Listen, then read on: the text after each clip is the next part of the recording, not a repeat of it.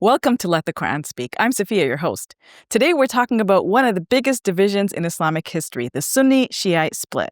It began as a disagreement over the successor of the Prophet Muhammad, peace be upon him, but evolved into something so much more. Now today, as we're watching the headlines in Iran and wondering where our loyalties lie, it's worth taking a moment to ask, where did this division start and where do we go from there? Dr. Shabir, welcome to Let the Quran Speak. Pleasure to be on. You know, some Muslims are seeing what's going on with Iran and the attacks that are taking place on Iranian soil and the people who are dying, Dr. Shabir. And they're wondering, should our loyalties lie with the Iranian people, right?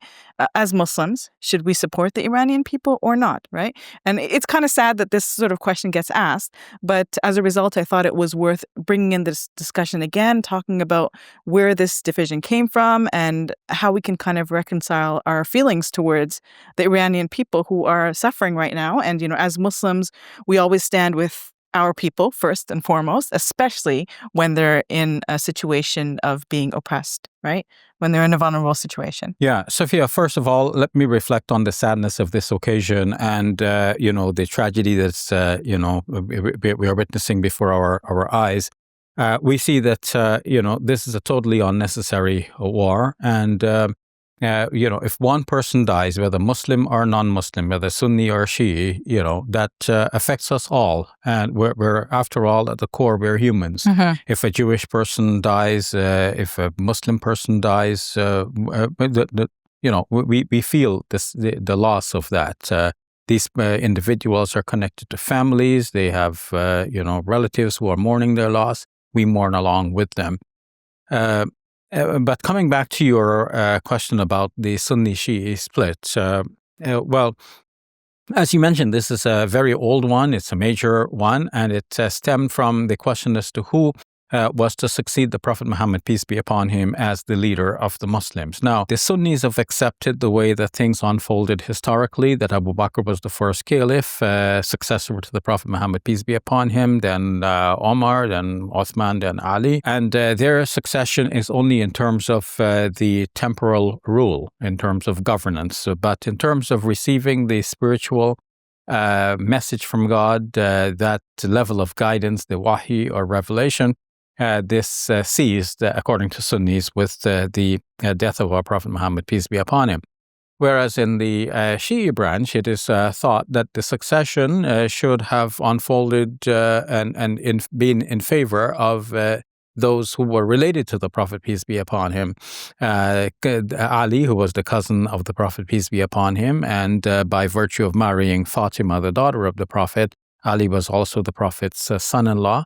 Shi'is championed him as the legitimate first caliph, though, of course, Sunnis, as we mentioned, regard him as the fourth in line of succession. And our Shi'i brothers and sisters think of Ali as not being only a governor, but also somehow a recipient of that divine guidance at a level that is not accessible to ordinary human beings. And so the revelation from God did not cease with the death of the Prophet, peace be upon him, but continues.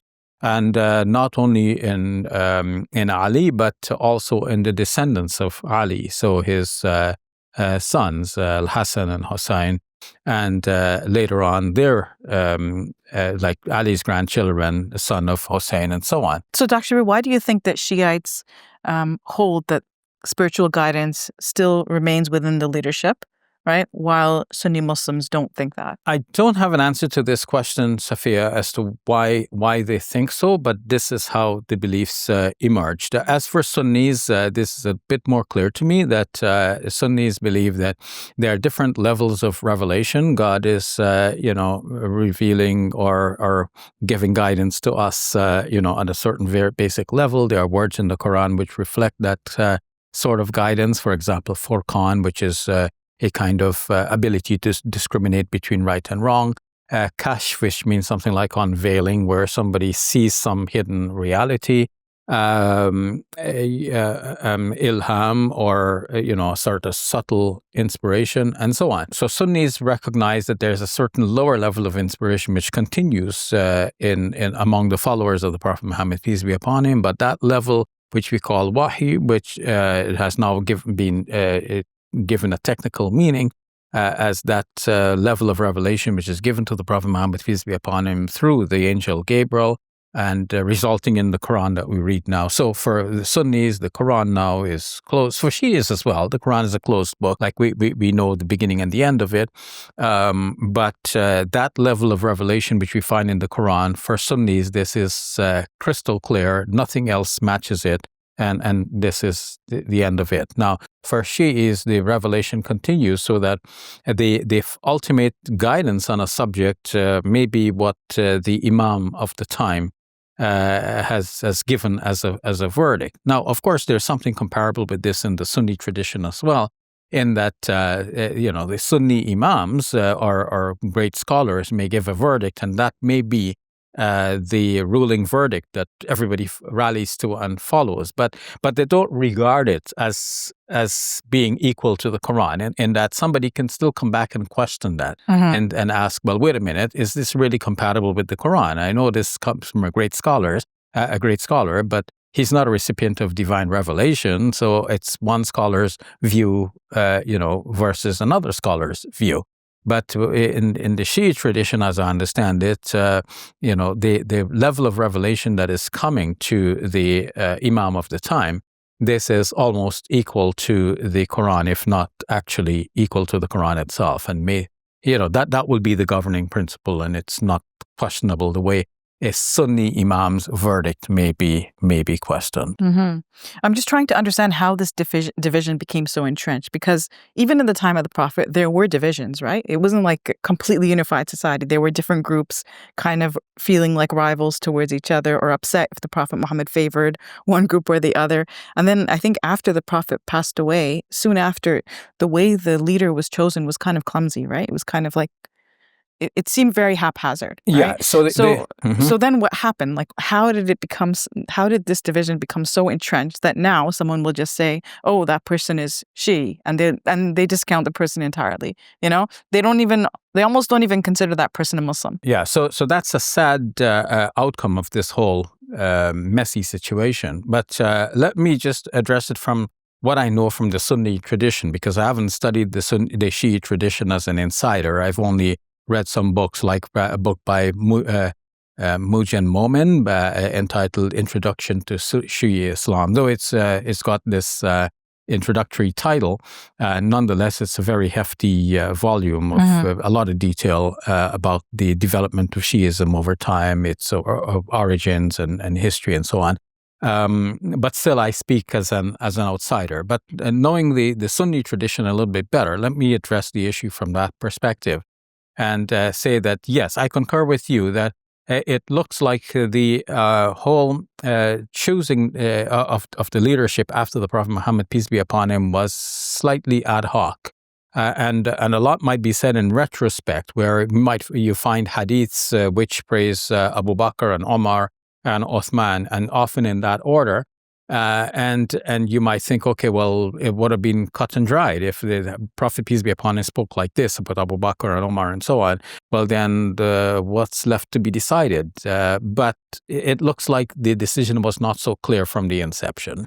So the Sirah of Ibn Ishaq is one of the earliest biographies we have of the Prophet, peace be upon him, now available to us in a redaction through Ibn Hisham from the beginning of the 3rd century of Islam. But Ibn Ishaq himself wrote about the middle of the 2nd century, so it's very early. And in his writing, he noted that after the Prophet, peace be upon him, died, the question was not settled as to who was to be the successor after him. And so Omar brought along Abu Bakr to go and meet with the people of Medina, the Ansar, who were Muslims and who were intent on presenting one of their own as the leader, as the caliph. And Omar championed Abu Bakr, and Abu Bakr was surprised by this. So the narrative goes.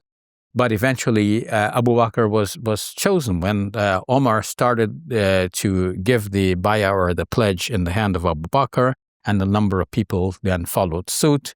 And the narrative is not pleasant, because it says that the person that the Ansar were championing, he was ill and apparently lying down, and people trampled over him to come to offer their allegiance to Abu Bakr. And it is narrated that, people came one after another, pledged their allegiance to Abu Bakr over the following days, and he was then obviously voted in, you might say, by that primitive method of voting as the new caliph. And upon his death, he nominated Omar to be caliph, and Omar then became the caliph. And Omar, prior to his death, nominated a number of persons, 6, we are told, including Ali bin Abi Talib, the cousin, the son-in-law of the Prophet, peace be upon him, for them to choose one among themselves to be caliph. And after much deliberation, Uthman was chosen, and then eventually Ali was the caliph fourth in line. So the Sunni tradition goes. But you can see that it was a kind of an ad hoc and undecided process. Whereas, on the other hand, our Shi'i brothers and sisters think that Ali would have been the rightful caliph. But when this whole situation was there in the Saqifa of Bani Sa'ada, the hall of Bani Sa'ada, where they were trying to decide who was going to be the next caliph, with the Ansar championing their own, and Omar then championing Abu Bakr, who then eventually won the election, you can say. At that time, Ali was busy with the funeral arrangements for the Prophet Muhammad, peace be upon him. And so he was not part of that whole arrangement. If he was there present on the scene, had he not been busy with the burial of his relative, then he might have been the one who was chosen to be caliph. So they think that rightfully he should have been the one.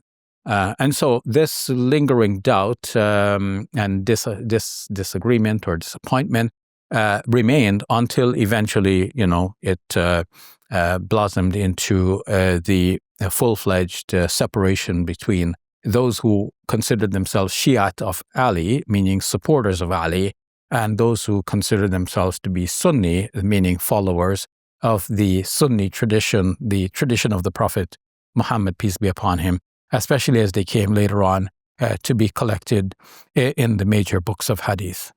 So, Dr. Shabir, where do we go from here? And how should we view this difference, first of all? And how should we view the other side? If we're Sunni, how should we view Shi'i Muslims? And how should Shi'i Muslims view Sunni Muslims? Safiyyah, we should, both Sunnis and Shi'is, try to get over this historical difference and recognize that we have a lot more in common than these points of disagreement. We all subscribe to the same Quran. We all intend on following the Prophet Muhammad, peace be upon him, as the messenger of God by adopting his sunnah. Sunnis understand his sunnah through the traditional hadith books, and Shi'is understand the sunnah through the narratives that were transmitted through their great imams. We all have the same 5 pillars of Islam: prayer, fasting, charity, performing the pilgrimage. So there's a lot that we have in common. At the core, we are the same. And these differences should not result in affecting our loyalties towards each other as fellow Muslims and brothers and sisters of the same faith. All right, we'll leave it at that. Thank you, Dr. Shabir. You're welcome. Assalamu alaikum. Welcome to Muslim Media Hub, the new home of Let the Quran Speak. Here we spread positivity and good. We help people experience the beauty of Islam and help them appreciate and understand Muslims. This beautiful building we purchased at cost $2.3 million.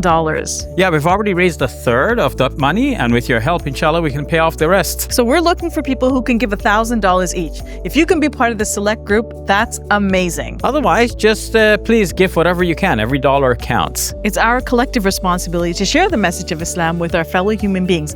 Please help us continue this good work. It's a sadaqah jariyah, something that will continue to be a benefit to the Muslim community long after Safiyyah and I are gone. Please support our work at muslimmediahub.com. Your support is zakat eligible and tax deductible. May Allah bless you and your loved ones today and always. Assalamu alaikum. Assalamu alaikum.